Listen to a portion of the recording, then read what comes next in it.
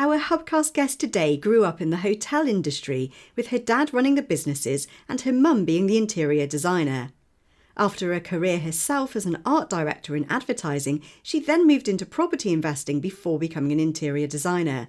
She's now pivoting her design business into creating luxury, adult, intimate spaces. So let's hear all about her interesting career journey to date.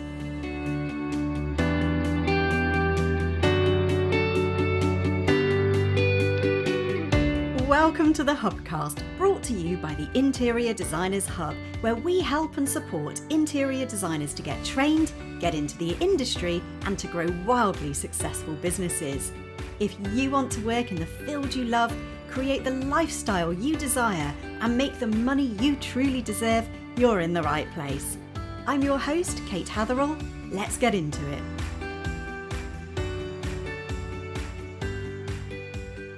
Welcome back to another episode of the HubCast. And today I am super excited to be talking with Philippa Sale of Philippa Interiors. Hi, Philippa. Welcome to the HubCast. Hello, Kate. Lovely to see you again. Great to have you here. So obviously we're going to be talking all things interior business today. You have your business Philippa Interiors. So tell us a little bit about what you do, where you're based, what type of design do you do? Well, we're an interior design company based in South Oxfordshire, a little town called Wallingford, just outside of Henley. And there's three of us in the company, and we do commercial and residential. So we do a mix of both. But our commercial side is more a resimercial rather than just a typical commercial. And we have a few specialities, which are schools and as this resimercial thing, which is sort of a combined residential commercial. And then we also do residential as well. So when you say resimercial, does that mean things like boarding schools? So they're kind of residential, but it's actually a commercial property. Is that right? Yes, there is that. And also we try, when we do office spaces, we try to make them feel a little bit more comfortable. So we do common room spaces in offices and also in boarding houses and public schools and things like that. Amazing. Very exciting work. And how long have you been in the interior design industry? 12 years now. 12 years. Amazing. And so you have had a life before interior design. Was there something else that you used to do before you became an interior designer? Yes, well, I've always felt that I'm a problem solver with design. And so I grew up in the hotel industry. My parents owned and sold hotels, golf courses, um, restaurants, and my mother was the interior designer for my dad's businesses. Oh, So I wow. was very much grew up in the industry, Mm. but I decided to go into advertising, and I was an art director. So I did an art course, graphic design and advertising course, and I worked in advertising for many years, making TV commercials, press adverts, and then I would go and I also did graphic design. And then when I left London, I set up my own graphic design business. And then 12 years ago, felt it wasn't satisfying anymore, and I bought some properties. And rather than just going out and buying properties to rent out, I actually had a property guru that I hired to train me in how to become a property investor. And I said, oh, I'm going to take my hotel industry knowledge and do these rentals in a way that will be really practical, because they were houses of multiple occupancy for young professionals, and see if I can get a bit more rent than the average person was. And so I did up my 5 houses, and my mentor went, oh my goodness, you're getting much higher rents than everybody else. Oh, wow. They look so much better. They're much more practical. You haven't put in IKEA, and you're not having to buy every year new furniture. Could you do my other clients' houses? And I went, yeah, of course. 3 years later, I'd done 52 houses of multiple occupancy. Wow. Yes. Amazing. And So I there you became an were. interior designer very quickly through learning by mistakes. So there wasn't a period where you thought, right, okay, I'm going to finish with my kind of advertising career and now I'm going to study interior design and set up a business. It just kind of happened far more organically than that. Exactly. Incredibly organic and incredibly fast. So Amazing. I learned on the go.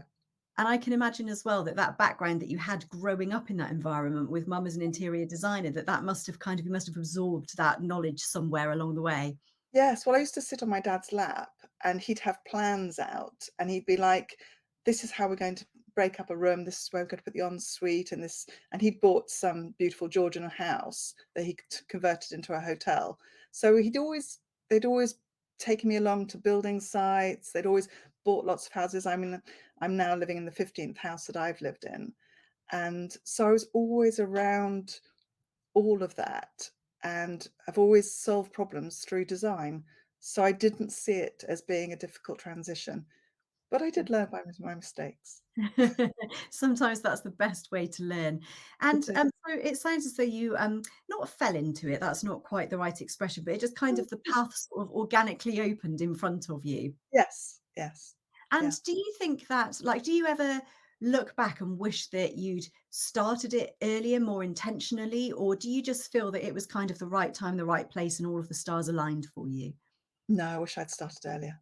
I Do wish I you? had. Yes. My godmother was an interior designer and she always said, "Oh, come and join me and come and." I was like, "Oh, you're a bit far away and I've got my job up in London and oh, I haven't done the course and I'm not trained." And I felt that I was a bit of a, it felt like it was going to be too hard to do and to go back to college and everything like that. And then when it just fell on my lap, I was like, okay. I'm doing this anyway. Yeah. And it Amazing. was so much more enjoyable than anything I've ever done. Amazing. And that journey into becoming an interior designer, were there kind of I mean, obviously you said that you made some mistakes and things, but were there any blockers to you? Like, did you have any mindset worries or fears, or were the blockers more kind of practical? Yes, there was that classic one of I'm not good enough and I'm not. Uh-huh. What's your saying on your course? There's um oh, what's you've got a lovely name for her We have that the imposter Imogen, we have the imposter, clothes yes, imposter comparison. Imogen. Yeah. So I very much thought I was imposter Imogen Mhm. and telling people how to do these houses. And I was literally getting a house that was like a 3 or 4 bedroom house and saying to my clients, we can turn this into a 6 bedroom HMO. I can work with a builder. Just hand me your money and I will go in and do every single thing. And I will make the beds. I'll put the pizza slices in the drawers. I will hang the pictures and I'll get the builder to do everything and the extension and it will be fabulous and you'll get loads of money in rent. And it worked. And And the whole time that you were saying that, were you kind of thinking, "I don't really know how to do this, but I'm gonna kind of find out and I'll make it happen"? yes, but I knew it would happen. I knew it because I did my own, so I knew I could do it. And every time I did a new one, I thought I've got to be more creative with the next one. And then I got to be more because I'm now putting my clients in competition with each other. So I made sure that every single one of their houses looked completely different in style. And so that when they were advertising their HMO rooms, that they didn't compete with each other in the same style. So Amazing. I had to make them stand out in the marketplace. And so it made me learn so much about colours and spatial awareness. And I got really good at space planning. I mean, I could fit an ensuite in anywhere. I love that, I love that. What great experience. Mm, And then once some kind of you obviously, got underway with the HMOs and you became very experienced at that, mm. how did you then broaden your design service out into other types of property? Well, I decided that it wasn't making me a lot of profit because all my clients were on quite a strict budget. So we got involved with House. They actually contacted me and said, "Would you like to come for a day training locally? And we'll give you lunch and Mm. wine and dine you, basically." And I was completely hooked, and I signed up for their professional House Pro, and they started feeding me work. And then also I was on Bark as well, and then we started advertising on Google, and work just started coming, and quite organically, but it did start coming. Then, of course, lockdown happened, Yes. and I was like, "Oh gosh, what am I going to do?" So I looked into doing 3D visualization, and I found out about a company called Home by Me, and I learnt how to do their software. And I thought, oh, I can now do visuals online with my clients and walk them through a place really easily and quickly without having to come to their house. They can just send me their plans and I can create it in 3D. So that really then elevated me to the next level, to be able to, the clients, I could then create much better space planning spaces, and I could still do it online and still keep on working all through lockdown. Amazing. So that got you through that difficult period, which lots of interior designers struggled with, not being able to go out and see clients. Yeah. So then, so that then expanded into doing kind of the schoolwork. Yes, it just, I just got a call one day, and they'd seen me on Google and were like, "Oh, I think you can do, because you've done hotels." Because I was still involved in my family hotel at the time that we had, and, uh, yeah, and then that sort of took off that area, and, got quite a lot of work from that, and then office people then would see them and go, "Oh, can we have offices like this?" And so, yeah, Amazing. it's just And naturally rolled. what I'm hearing from you as well is that you don't shy away from new opportunities that come up. So you might not have done a school common room before, but when you're approached to do it, you think, yeah, okay, I can do this. I can give it a go. Just a design, it's just literally, I'm just designing a different space, and I've just got to get into the mindset of the people that go into the room Yeah. and why Amazing. they use it. So, especially with the common room, we had lots of different teachers, but they were boarding school teachers, so they were living on site, and this was going to be like their sitting room. But also, you had the teachers that were coming who were, they'd done, they were the sports teachers, and they were bringing other sports teachers who had been playing a match that day, and they wanted them to come and have a drink in there, so they had a bar. But then there were teachers that wanted to come there and have a meeting, and then there were teachers that wanted to just read the newspaper, and then there were teachers that wanted to just sit and have a chat with each other. So it had to do lots of different ideas, so we had to zone it. And so it was just, for me, working out the psychology of what the room needed to do and the jobs that needed to be done and how we worked on it. And then the rest just flows, because I'm all about practicality and space flow and usefulness of a space. And Amazing. And that's the same, no matter what setting you're in. If you're designing a residential space, a commercial space, it's about what the user wants, yes, and about the how the space functions, how it feels, and how it operates mhm, for the people that are in it. yeah, Amazing. completely. Now, I know, Philippa, that you are now taking your business in a slightly new direction, and I have been asked by several people to make sure that I ask you about this. So, talk to us about the new direction that you are taking your business in. Yes. Well, this year's been a little bit quieter, as I'm sure a lot of people are struggling at the moment, and it's not an easy time. So I was trying to think, what would Kate do? Kate would niche. And so I was thinking, what can I do? What can I do that's niche? And then a friend of mine said to me, "Have you watched this interior design program on Netflix?" And I went, "No, that sounds very interesting." And I watched it and I binge watched it. I mean, like in a couple of days, I was like, "This is just absolutely brilliant." And I thought, I can do this. I can do this. I can copy this whole concept, but I can do it high end and I can do it beautifully. And the program, if you haven't watched it, is called How to Build a Sex Room. And so Wow. I have now set up Intimate Spaces Limited, and we design beautifully high end luxury adult playrooms. And we Amazing. launched last month. And I mean, what a departure from doing school common Yes. rooms into doing sensual, sexy spaces. But I suspect that you would say that it's the same stuff about what the user groups want, about Yes. how the space functions. Yeah. Well, we're still running the other business at the moment as well, and because it's going to take a while for the other one to get going and momentum and everything.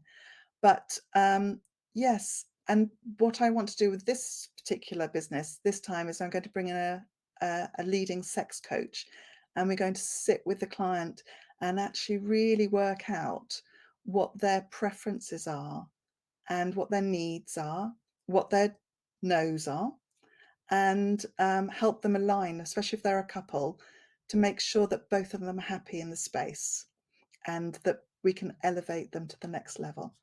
Amazing. And And is this a business for residential? So are you going into people's homes and creating these spaces? firstly, I think yes, but if hotels want us or clubs, we're there as well to help. Amazing. And I guess you've had to kind of do lots of research into this about suppliers, because you're not just Oh going to yeah. be walking off to sofa.com and buying, your Bluebell sofa or something. No, I've got a couple of different suppliers.